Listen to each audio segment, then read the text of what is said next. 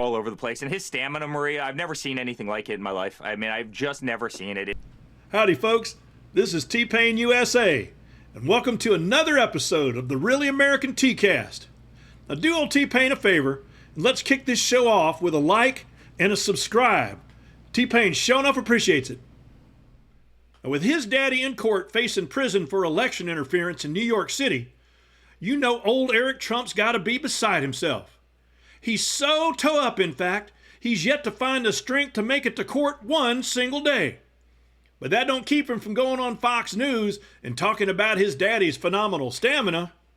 Maybe one day, Eric will conjure up the courage, walk into that courtroom, and see his daddy's superhuman stamina on display. Now wait a second, T-Pain. That's a fake picture. And folks, you're right. Everybody knows Trump can't stand animals. Ain't that right, Governor Nome? Now while we're on the subject of stamina, maybe we shouldn't take old Eric's word for it. Maybe we ought to listen to an expert instead. He'll be in trial all day long, relentlessly being attacked by a corrupt judge, whose literally family is apparently profiting off of this whole thing, only to step out and go do events at bodegas and wake up and speak to union workers and go to Michigan and go to Pennsylvania and go to Ohio and go to all the other swing states. The guy is really a remarkable human being, and I love him to death, and I'm proud of him. And I think the whole world knows his backbone and his toughness, and it's exactly who we need behind the Resolute desk in Washington, D.C. It's the exact person we need in the Oval Office. Well, he certainly... Spoken like a true believer. More precisely, spoken like a fellow who truly believes he's still in his daddy's will. Now come on, T-Pain, don't be so cynical, you'll say. Folks, you don't think that's exactly what's on Eric's mind? Listen one more time. And I love him to death. See? Certainly has been able to raise money during all of this. Your wife, Lara Trump, is now the co-chair of the RNC. What kind of a difference do you believe she is making? A lot of people want to understand what the Republicans are doing to ensure election integrity. I know that's one of her key priorities, correct? It's everything. Oh, yes. The family that tried to overthrow the last election wants to make sure that only the right people vote in the next one. Now have the ability at the RNC not just to have poll watchers, people standing in polling locations, but people who can physically handle the ballots. We want people all across this country. Can we do this? I want to hear. This is really fascinating to me. So you have 100,000 people who are they? I think I saw paid at one point, but whatever, irrelevant. But so they will be stationed inside polling places. I didn't even know you could do that. Tell us about it. Yeah. So there was a moratorium for about 40 years on the RNC actually training people to work in these polling locations and the tabulation centers where the mail-in ballots come in.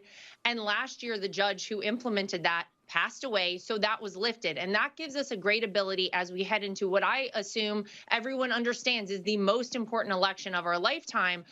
Well, hear that, folks? Ain't it comforting to know that each one of your ballots will be hand inspected by Laura's team to make sure you vote for the right person? With the whole group of our team, she's changed the RNC and made them into an incredible organization. And we are going to have victory in November. And aligned with President Trump, which is very important in terms of the Republican Party at large. Eric. Well, surely old Laura's going to make the RNC another Trump success story, just like Trump Steaks and Trump Airlines and Trump Casinos and Trump Vodka, and well, you get it. Let's check out some of these changes she made, shall we? Network reporter Christina Bobb has been hired as the RNC's, ready for this, Senior Counsel for Election Integrity. Bobb pushed conspiracy theories about the 2020 election, publicly urged then Vice President Mike Pence against certifying the election results on January 6th. She even authored a book titled Stealing Your Vote, the inside story of the 2020 election and what it means for 2024. Ooh, that's a bold and decisive move. Imagine that, hiring an attorney to head up your election integrity unit. Let's see how that's going. New at 5, the Arizona AG's office just revealed the names of some other defendants indicted this week for that so-called fake elector scheme. They are all members of former President Trump's inner circle: John Eastman, Boris Epstein, Christina Bobb, Jenna Ellis, and Michael Roman. A total of 18 people were indicted on Wednesday, and there are still 2 names redacted. Let's put this into proper perspective, shall we? The attorney you hire to oversee your election integrity gets indicted for election interference. Could that be any more on the nose? What's that, said Don Jr.? Now, all fun and aside, you know this has got to be weighing heavy on old Eric and his wife Laura, to the point where he's spending an unhealthy amount of time at drugstores. Check out this clip. Us every single day. And this is a city, I spent a lot of time in Europe, that is falling apart. I went into literally CVS the other day, and you can't buy Tylenol because it's locked behind these glass counters because there's so much theft and there's so much looting, there's so much homelessness and crime, but yet their attention is going after Donald Trump. Little girl. Sounds like this is all giving Eric a powerful headache, don't it? But wait, there's more.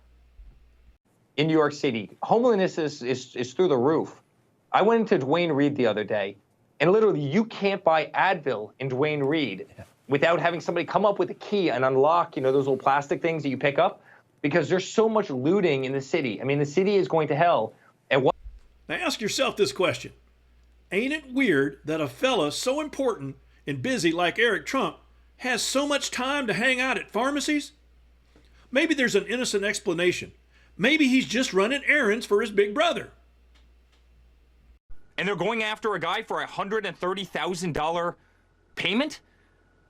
Every day they close a courtroom. They close the streets around the court. It costs 20 times that. Every time they shut down the FDR Drive, it costs 50 times that.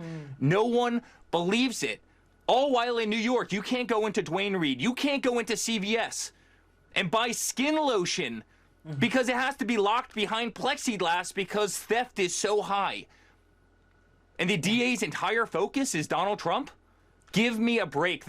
It rubs the lotion on its skin, or else it goes on Fox News again. Skin lotion and pain reliever? Sounds like old Eric ain't the one with a headache, don't it? All righty, folks. T-Pain's been a little rough on old Eric.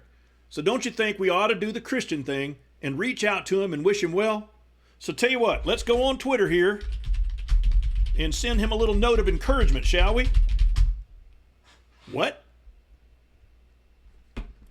In closing, T-Pain would like to share with you one of his most popular tweets, and it was actually the very tweet that caused old Eric to block T-Pain in the first place. Trump's first term was so disappointing, he named it Eric. T-Pain out.